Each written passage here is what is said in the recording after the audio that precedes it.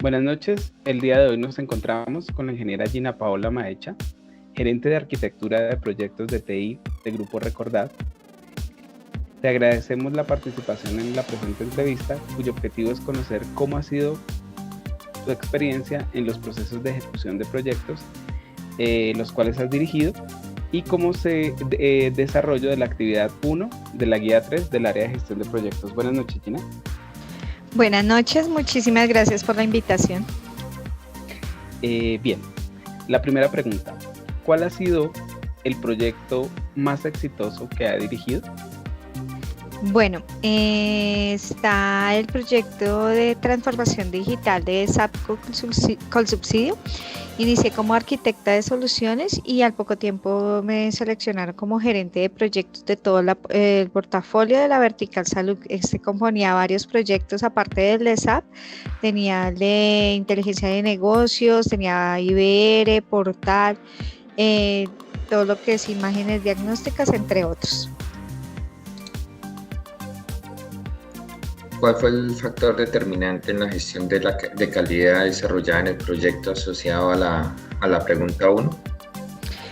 Bueno, en el proyecto de Colsubsidios se manejaron varios factores. Uno entre esos estaba lo que era la satisfacción al cliente, que pues es manejar adecuadamente todos los requerimientos, la evaluación, la definición, las expectativas que tiene el cliente, también la previsión y la inspección, sobre todo en el manejo de costos, evitando errores, evitando ambigüedades en los mismos requerimientos y sobre todo es tener en cuenta cuándo debemos corregirlo. Otro punto fue la gestión de los responsables, quién tenía cada uno dentro de los roles del proyecto. También se vio todo lo que era la mejora continua, que es planificar con calidad, ejecutar el proyecto, monitorear, controlar todas las desviaciones.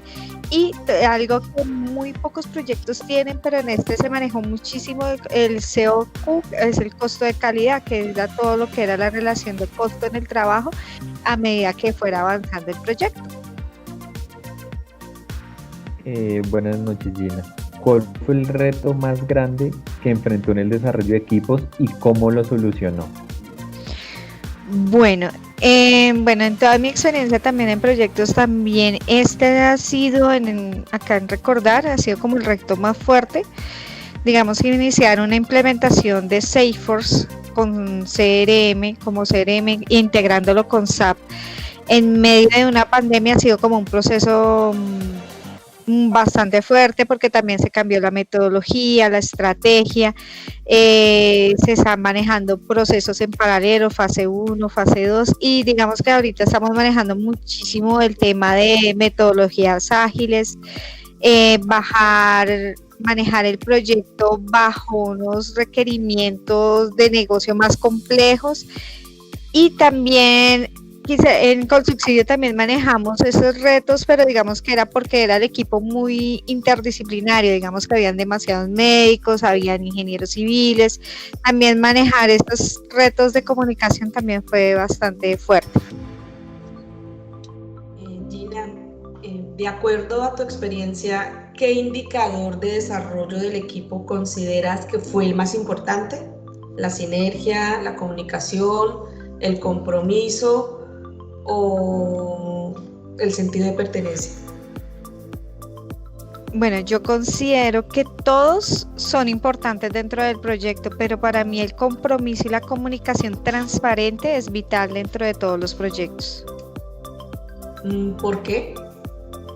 Porque digamos que si no hay transparencia en las comunicaciones, si empiezan como digamos a ocultar, venga que no se den cuenta los sponsors de que nos equivocamos en un requerimiento o intentar mitigar riesgos ocultándolo con otras cosas o aparentar que vamos bien cuando vamos a mirar los temas de calidad, se desbordan muchísimos errores. ¿Qué consideraciones tuvieron en cuenta para distribuir la comunicación del proyecto de transformación digital SAP en Colsubsidio?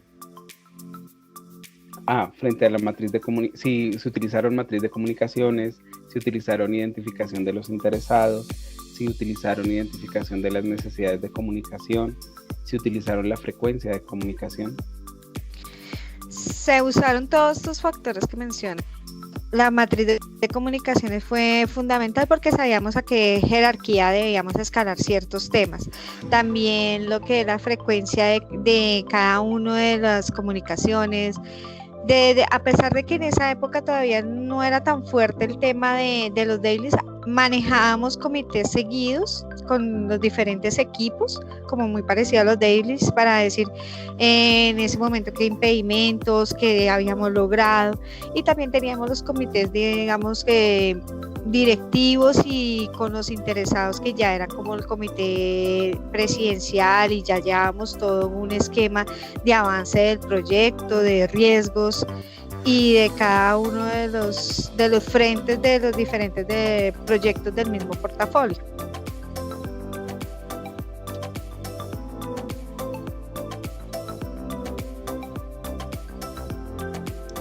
La viabilidad del proyecto asociado estuvo en riesgo por falta de la comunicación efectiva entre la dirección del proyecto y los interesados en poder. Dentro del portafolio no se vio afectado, porque digamos que manejamos esa comunicación tan seguida, y pues uno de los pilares de los proyectos era como la efectividad y la transparencia entre los interesados, incluso con el mismo sponsor. Entonces eso fue como uno de los factores de éxito del proyecto.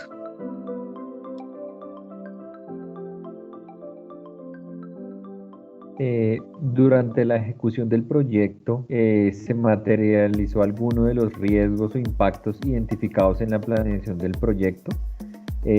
¿Cuál fue? ¿Cómo se controló? De pronto, ¿cuáles fueron los controles implementados que fueron identificados en la planeación?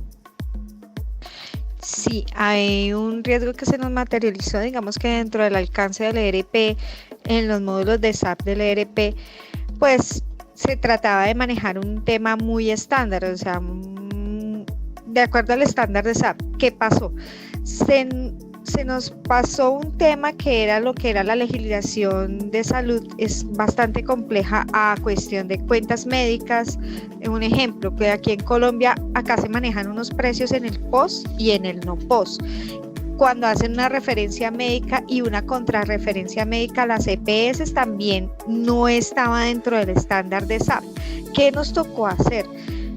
Pedir, digamos que hay una afectación en costos, y generar un módulo nuevo que se llamaba la Partner Version de SAP, que ese a la final fue certificado por SAP a nivel internacional, para poder cumplir y adaptarnos a toda la legislación de salud y cerrar ese gap que se nos presentó con la parte contable y con toda la parte de legislación de salud.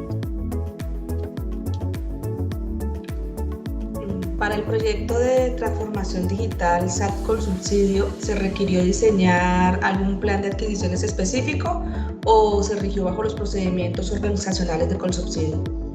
Siempre nos regimos por los procedimientos organizacionales de Colsubsidio. Como nació el proyecto, bajo una planeación estratégica y unos objetivos organizacionales. De ahí, a nivel de arquitectura empresarial, se diseñó un portafolio de proyectos, y pues todo se manejó por cada uno de los procedimientos organizacionales.